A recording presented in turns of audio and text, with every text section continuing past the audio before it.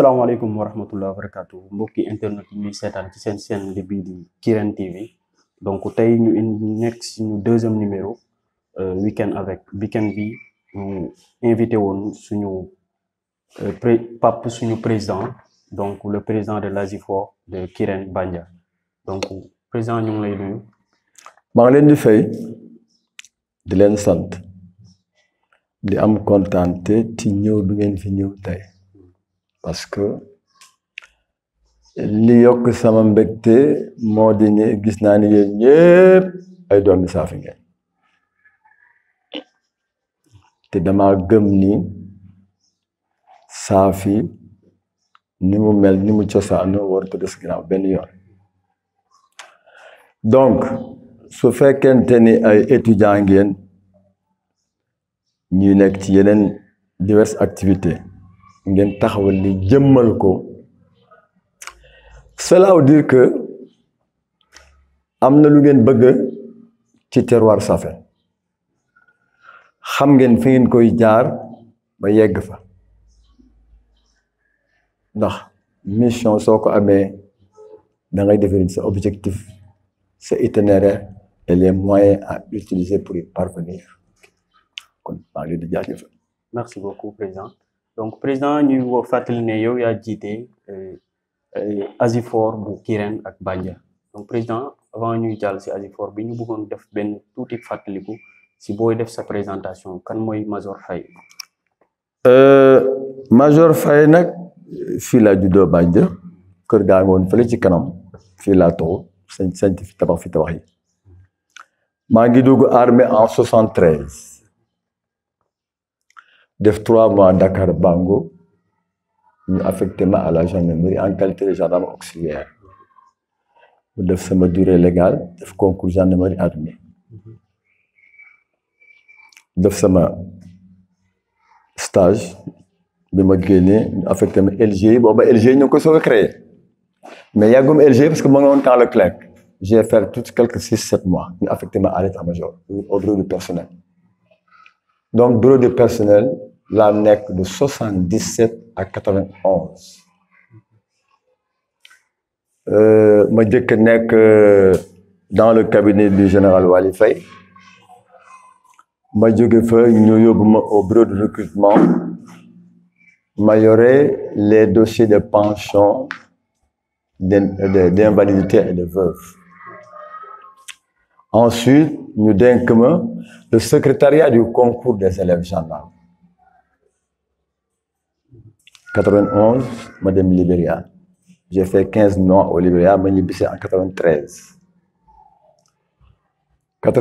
bi ma ñibbisee defe naa ne 1 mois là à Médina le directeur de cabinet du ministre des Forces armées a demandé un chef secrétaire, un secrétaire particulier par rapport à mon parcours on m'a affecté là-bas donc j'ai fait 4 ans au cabinet du ministre des Forces armées ma jógee fa dellu Médina encore à l'état-major parce que c'est ça quoi c'est les écritures. Ok.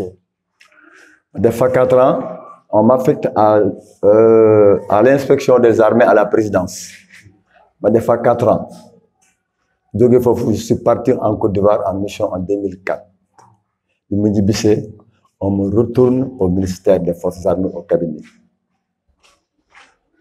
en 2008 ma delloo ma Côte d'Ivoire pour une deuxième mission alors en Côte d'Ivoire la première fois j'étais adjoint au chef du personnel de la police des Nations Unies dans mon deuxième séjour quand je suis arrivé par rapport à mon parcours on m'a nommé comme chef du bureau du personnel de la police des Nations Unies donc j'avais sous ma coupe 425 policiers et gendarmes venant de 25 pays à travers le monde. J'ai fait 18 mois, je suis revenu. Ma retraite. Alors, je suis chevalier dans l'Ordre national de Lyon, chevalier dans l'Ordre national du mérite, je suis décoré de la médaille militaire, je suis décoré de la croix de la volante militaire avec étoile de bronze, je suis décoré de la médaille d'honneur de la gendarmerie, je suis décoré de la médaille de la CEDEAO, je suis décoré de 2 médailles des Nations Unies plus la médaille de l'engagé volontaire. Ça fait 9 décorations. Voilà mon parcours. C'est trop long. Donc, enfin, vous êtes le président du... Oui. Bon, alors, quand Bemini Bissefi, après ma retraite, j'ai trouvé que le forage de Dobour fonctionnait. Mais bon an, mal an. Je ne connais pas les raisons, donc de mon sur l'eau. Mais à partir d'un certain moment, les chefs du village, les chefs du village, Dobour, qui est Akbanya, plus le conseil municipal, nous avons fait une bière, fait que le dit j'ai écrit au sous-préfet. Une lettre personnelle. Il n'a pas le droit de se taire sur le non-fonctionnement du forage de Dobour. C'est lui l'administrateur civil qui est en charge des destinées de cette commune, donc Wartonop. Il a convoqué une réunion, alias, on est parti. Mais ça a été un long feu, parce qu'il fallait. Donc, nous avons battu scène, plus le chef du village de Banya, Dobour, nous avons entendu cette mère. Tawartko, forage créé ni muy soxe mu jox leen feu vert ñu dem ci sous-préfet ñu eggee sous-préfet ne leen ah li ngeen dox daal yoon la. À partir de ce moment-là, je vais prendre un arrêté, nommer un comité ad hoc, ñu gérer forage bi feu Covid bi jeex su Covid bi jeexee on va convoquer une assemblée générale ñu fal bureau de manière réglementaire et puis on continue. Donc si loolu depuis boobu ba léegi seetlu nañ ni yéen a ngi doxal yan réalisation ngeen jot a def yàgg si équipe bi nga xamante ni moom lañ jot a installé fii nii ci forage. Arrêté bi nga xam ne moo nommé comité ad hoc son attribution c'est bien défini, c'est servir de l'eau en grande quantité, en permanence, et de l'eau saine aux populations des 3 villages. Voilà la mission. Point final. Maintenant, si cette mission boobu, parfois ñun dañuy seetlu ko ne dafay am ay problème ndox lié par exemple ak manque de carburant ak parfois ñu nemmeeku ne groupe bi seen groupe électrogène bi dafay am problème wala yu demee noonu. Maintenant yan leeral nga mën a apporter si loolu. Est-ce que personnellement yéen seetlu ngeen ni depuis avril bi ñu jëlee forage ba léegi loolu am na. Bon seetlu nañ ni benn moment c'est dans le passé. c'est-à-dire seetlu nañ ni benn moment ndox mës na fee ñàkk parce que da ngeen doon def entretien. Voilà. Maintenant li waraloon loolu moo di ni gis nga institution boo gis comme les forages autres là machine la dañ koy entretenir. Vous comprendrez mal que forage boo xam ne bii ñoo ngi ko inauguré en janvier 2013 ba 2020 amul entretien. C'est paradoxal. On a programmé l'entretien. Alors, Maguette Niang, le directeur Banos, il nous a donné du matériel. On a fait l'antenne, mais ça a mis du temps. Parce que pompe bi soo ko génnee nee taal ko ba mu set delloo ko ndox mi dafay nëx ci obligé da nga koy pomper muy ñëw ba mu weex tal pour nga soog ko mën a introduire dans le circuit. Voilà les raisons qui font que rupture boobu am 5 ou 6 jours. Mais en dehors de ça, ça fonctionne correctement. Nous avons sur nos gazales. Chaque 15 jours, on paie 1 million et quelques en gasoil. J'ai écrit des documents que j'ai envoyés à l'intérieur, une circulaire avec 3 notes d'information pour voir grosso modo comment l'équipe qui est là veut faire fonctionner le forage. Parce que, monologue, il y aurait un ndox, des feuilles, ça ne peut pas marcher comme ça. Les mauvais payeurs seront toujours victimes de coupures. Et ça paye. Parce que c'est pas possible. On dit amdor, de feuilles, qui n'excède de amdor, de feuilles. C'est révoltant. Ce combat-là, nous avons gagné. Maintenant,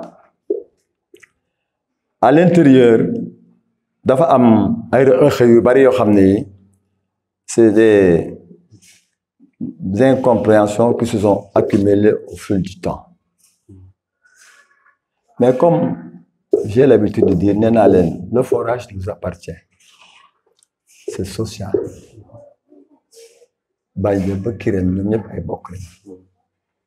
Donc gestion bi warul tëdd dëgër. Faut pas tirer sur la corde. Il arrive des fois qu'un bon payeur weer wi dee mu am ay difficulté. Je dis ne recoupez pas. Ça arrive à n'importe qui. Effectivement. Dans le moratoire, le mois prochain, puis il paye. Mais ceux qui sont reconnus mauvais payeurs, ça, il n'y a pas de problème, vous le coupez. Voilà. Donc, bon, non, le nid. Donc, si chaque fois, vous avez remarqué ay rëkk-rëkk ci gestion forage bi. Maintenant, dafa amoon ay compteur fictif wala dafa amoon ay abonnement yoo xamante ne bi ma ñëwee dama leen ne le chef du réseau Moussa Thiandoum fais-moi la situation. Tous les compteurs lisibles et opérationnels, les compteurs illisibles, tu me fais la station. Les compteurs illisibles, qu'est-ce qu'ils disent? Suñu compteur yi baaxul ñu ko lire. Man leen soit ñoom nee nañu joxe woon nañu ancienne équipe bi joxoon nañ leen xaalis pour ñu jënd compteur. Ma ne leen logiquement ñun ñoo leen waroon a jëndal compteur mais suñ fi fekkoon xaalis mais fekkuñu fi xaalis man ñetti objet lañ may jox ak ay këyit le cachet du président du secrétaire général et du trésorier. Tout simplement. Avec des documents. Voilà ce qu'on m'a passé comme conseil. Okay. Pas un sou. Donc j'ai démarré avec 0 franc. Donc dans des conditions comme ça, mënuñu leen jëndal compteur. Ce que vous allez faire, faites un effort sur vous-même. Jëndal seen bopp compteur et puis le problème est réglé. Am nañu jënd am na récolte. Les récoltes mën a gaañ. Il faut les couper. Il faut les couper. Maintenant, da nga démarrer avec 0 franc. Actuellement, est-ce que mën nga ñu am jox benn chiffre approche boo xamante ne am nga ko ci xaalis wala ci compte? En tout cas, j'ai de l'argent, mais je peux pas vous donner. Okay. Parce que avec ba léegi ku ci am montant bi ma yore. Soo calculer loolu nga xam ne ñu ngi koy jël 2013 ba 2000. waroon nañ fi fekk lu mas 10 à 15 millions. Okay. Maintenant si loolu est-ce que yow yaa ngi xalaat que ni war nga jàll si beneen planifié. Manam si beneen système mooy électrifié. Le dossier est bouclé. Loolu foo si toll. Parce que quand je suis arrivé, j'ai trouvé que l'équipe qui était là avait une convention avec une société sénégalo-tunisienne. Mais en fait, quand j'ai vu les documents, j'ai su que en fait ces gens-là ils n'ont pas d'argent. Nous sommes partis à Mbour rencontrer le directeur. Ces explications ne m'ont pas convaincu. D'ailleurs, le même jour, le responsable des forages qui se trouve à Lazer, nous avons électrifié, par hasard, au téléphone. Oui, bon, avec le Covid, là, tous les budgets sont bloqués. Le Covid donc pour le déblocage prochain du budget, là, vraiment, nous savons quand.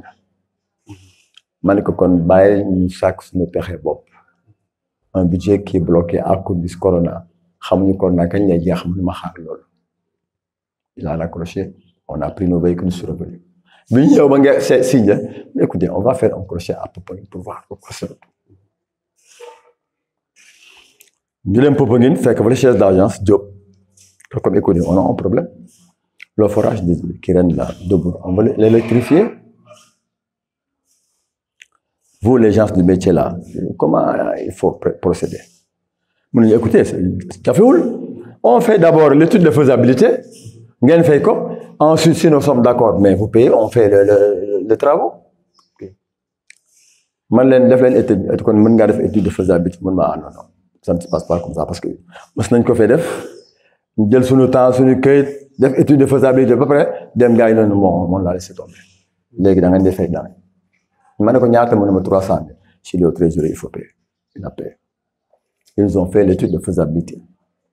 Quand c'est arrivé, ça fait un montant de 10 617 000 et quelques. 67 000 et quelques. Okay. D'accord. Donc, nous sommes revenus. Nous sommes partis voir notre partenaire privilégié, Banus. Donc, vous êtes en partenariat avec Banus? Oui, c'est ce que j'ai trouvé ici. Bon, Banus, qu'est-ce que vous avez dit? Ou est-ce que vous avez entreprise? Vous savez, Dans le partenariat, surtout au Sénégal, dès l'instant où vous prenez une langue avec une société, c'est une jalousie entre eux. Il y a une bague. Les ciments du sel sont à côté. Ils ne veulent pas rentrer. C'est ça. Donc, d'ailleurs, on m'a fait la remarque, est-ce que nous m'avons dit si agro, c'est pas encore tard. Nous avons électrifié sur une forage. D'abord, en ce moment-là, on ira voir Siagro. Mais vous y allez tout de suite maintenant parce que j'ai esquissé la question avec Maguette Niang. Il m'a donné une réponse confuse. Je suis sûr que c'est logique. Moi, je connais les entreprises. Beaucoup de gens.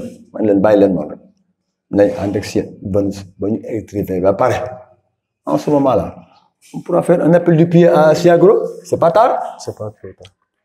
Alors, donc, le mois dernier, nous sommes à 4 millions et quelques. Mois dernier, il y a eu 4 millions. Ce mois-ci, nous avons mois d'octobre. Il y a eu 4 millions. Nous avons rentré mois bi, Banous, nous appuyer à hauteur de 3 millions ou 4 millions. Donc, nous avons 7 millions. 7 millions sur 10, ça fait combien? Donc, les 3 millions là, on va rembourser ça en 2 mois. Donc, ce sera le bouquet. Donc, en termes de besoins, si vous avez khalis ou appui, Banous, mon monnaie, c'est Guinao. Si je suis parce que j'ai de l'argent. Ok. Mais il y a un départ avec 0 francs, il faut que tu aies ni taïdi. Libéral, bama départ avec 0 francs, mais parce que réunion Diasba, Maguette a fait le sous-préfet. Si c'est cette équipe-là qui continue, j'arrête la collaboration.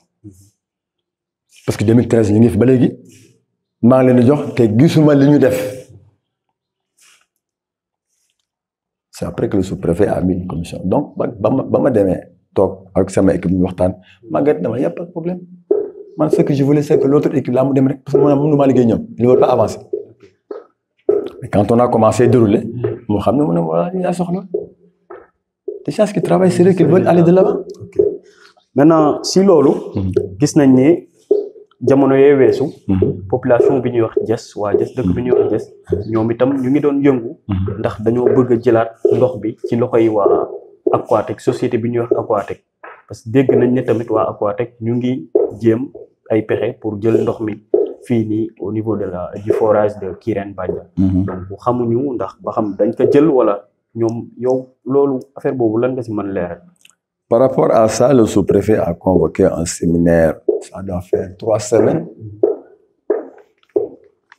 pour nous annoncer la venue prochaine de Adifort, qui est Aquatech. À Ofor, Thiès, donc expliquer. Ensuite, les autorités de Aquatech expliquer. Comme fait Ken Muntanarken, mon fait Wartubab, you gagne les coups. À travers les explications, on a su que Khalis Molen Tahanyo. Parce que quand il prenait le forage de Tentouba m'a fait prendre Khalis forage. Tentouba est en difficulté.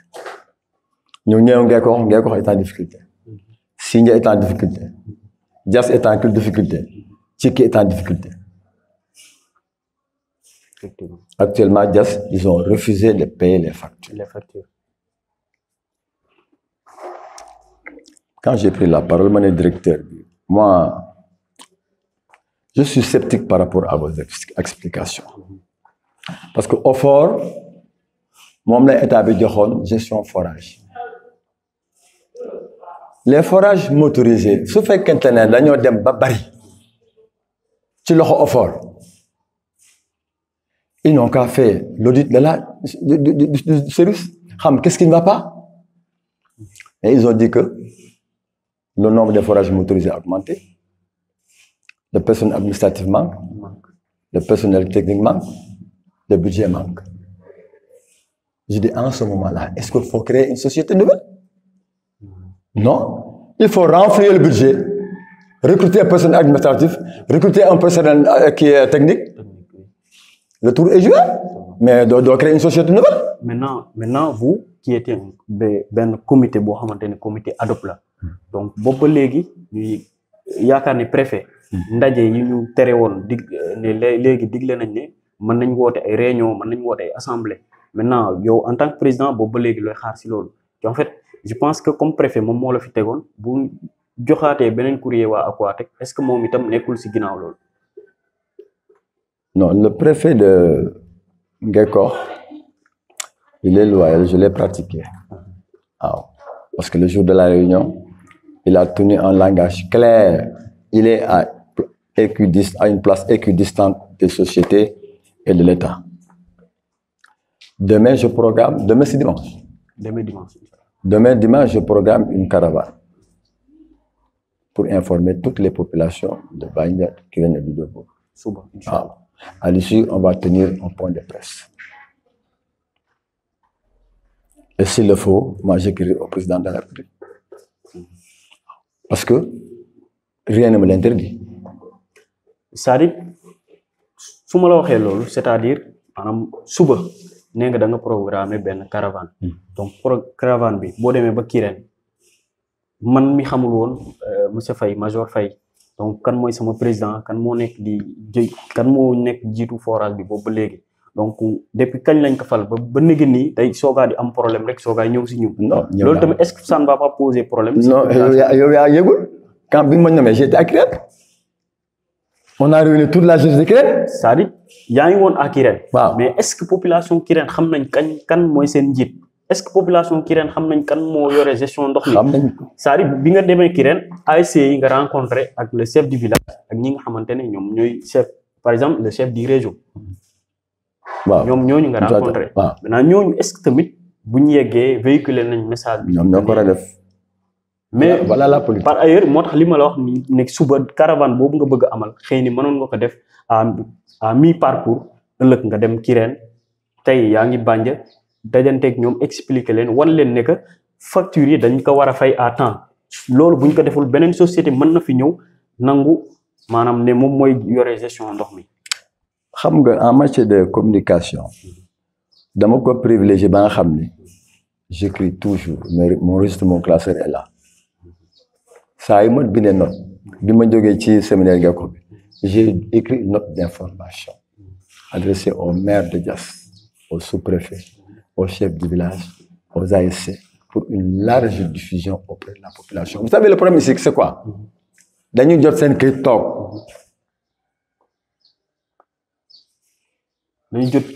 C'est ça le problème du monde de Safel. On ne communique pas. Okay.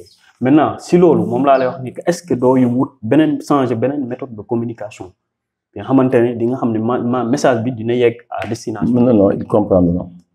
Hein? Ils comprendront. Il faut les amener à adhérer à ta politique. C'est comme ça qu'on travaille. C'est ça. Ah. Maintenant, pour leur faire adhérer, ce sont les ASC. Ce sont les ASC. ASC.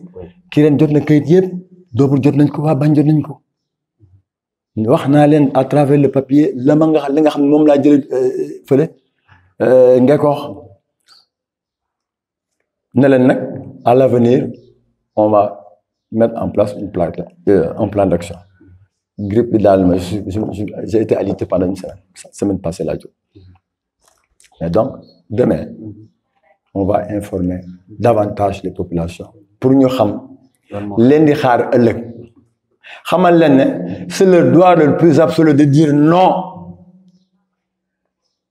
De dire non à Aquatech. Aquatech.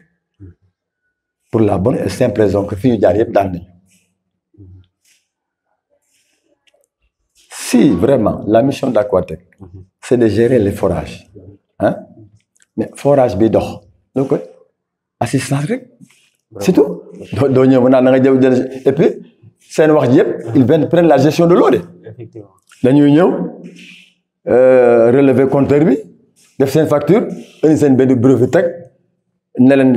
à partir de tel jour, vous pouvez venir payer vos factures. Ni fait plus une taxe de 5 000 francs. Si vous avez des branchements, tu payes 110 000, comment ça va? Et puis la durée de vie de la société pour 10 ans. 10 ans. Donc, pour voir la règle, selon moi, ce n'est pas clair. Parce que l'autre jour, quand le président de la République recevait les collectivités territoriales au centre Abdou Diouf, les responsables des collectivités ont posé ce problème de forage. Mais quand le président de la République répondait, mais dès que je cité Aquatech. Les sociétés, je me cité fort, non? pour la gestion de l'eau ben yon fu mu cité Aquatec. En substance dans l'avenir, il y a des problèmes par et d'autre au niveau des forages. On a commis un consultant qui est en train de faire le tour du Sénégal. Quand il aura fait, il va me déposer son rapport et on verra les dispositions à prendre. Okay. C'est tout. Okay. Maintenant, population Kirène Bandia, si ñom Dobour ñom ñi ngi joytu né ndox mi mètre cube bi mom dafa cher. Mètre cube ndox mi dafa cher. Je suis conscient de ça. Légui lolu est-ce que yéen a ngi xalaat pour wàññi ko? Amul luma xalaatul, j'ai un plan d'action. Mais sax dama leen lii moo ma tënk. Mais li nga wax noonu plan d'action boobu am na solo mais dama ne la comme crise période bi ñu nekk nii ak réew mu dëgër bi pandémie bi et tout ça. Est-ce que tamit xalaatoo woon ni waroon ngaa mën a. wàññi mais kii autorisé wu ma loolu. mayu la loolu. déedéet loolu tax ma ne la mission elle est claire. mais bés bu pandémie demee ba ñëpp jugé nañu wàññeeku na. waaw sous-préfet on ma ne hôtel assemblée générale.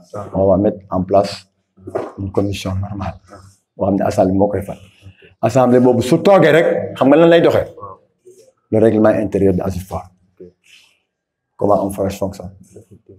Les indemnités du président, du secrétaire général, du trésorier, les relais, ainsi de suite, le conducteur du forage, ainsi de suite. Bu boobaa da ngay doxal ci yoon ci texte mais pour le moment mun maa doxal ci texte. Ok maintenant dañ ne sa bureau yow tamit comité ad hoc la woon. léegi gis nañ que ni vraiment yéen a ngi liggéey depuis un certain temps. Est-ce que jotul tamit nga woote pour wala c'est-à-dire nga wax préfet mu organiser benn bureau boo xamante ni ça sera définitif. mais les administrateurs un chef kenn du ko ne hôtel. c'est-à-dire xam nga yow ci biir waxtaan bi sànq nee nga ma yow bindoon nga ko balaa ngay toog. bindoon nga ko ci wàllu gestion ndoxu Kirène ne wala naka saytu.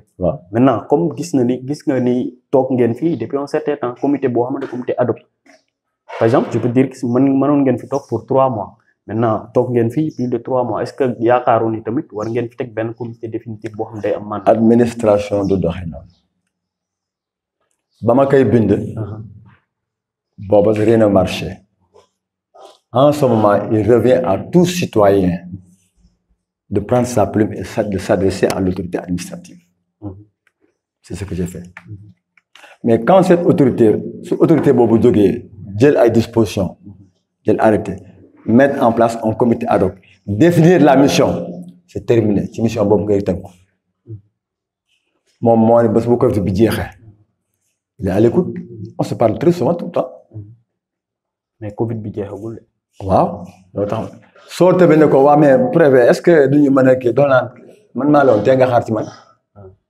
ça ne se fait pas. moo la woon tey nga xaar ci moom tey fu mu nekk nii gis nañ ni Aquatec muy ñëw sa kaw kon Aquatec bu ñëwee fu mu nekk nii moom mooy dogal. non Aquatec préfet mënu ci dara c'est une société de l'État sénégalo-canadienne créée en bonne et due forme. Le préfet n'y peut rien préfet li mu mën mooy xamal leen ne ces populations-là ont leurs droits il faut les respecter. Accomplissez votre service de telle sorte que il n'y aura pas péril en la demeure. te loolu leen wax keroog. Vous avez une mission de l'État mais c'est là ce sont mes administrés man maay topp kii sàmm seen àq yelleef. Faites de telle sorte que les populations ne soient pas lésées. c'est ce que noonu loolu la leen wax keroog. c'est vrai donc ñu ngi ci jeexintalu émission bi.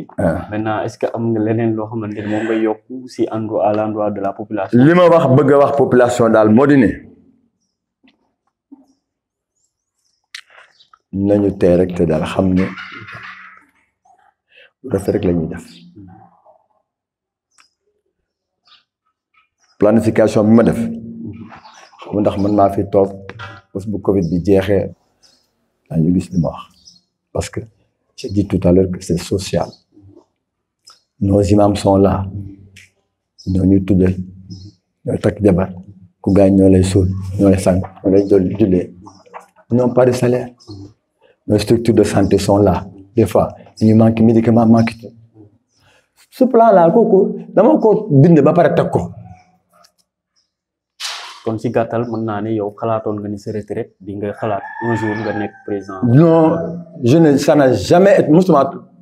C'est parce que tout simplement presque sama diggante ak moom suñu rapport moo tax mu ne leen major Faye laay jox mais ça n'a jamais été mon problème. Merci beaucoup donc mbokk yi internet yi lii lañ leen indiloon ci seen émission Week-end avec mun ñu àndoon seeg le président Major Faye doon président Asifor bu forage Kirène Bandia donc ñu àndoon ceeg suñu réalisateur di Momo Gueye nekk si technicien yi ak Issa Lay Sène donc ñoom ñoo jàppoon ci xarale gi ba mu leer ni merci beaucoup ñu ngi leen di jaajëfal ba seen 3e numéro.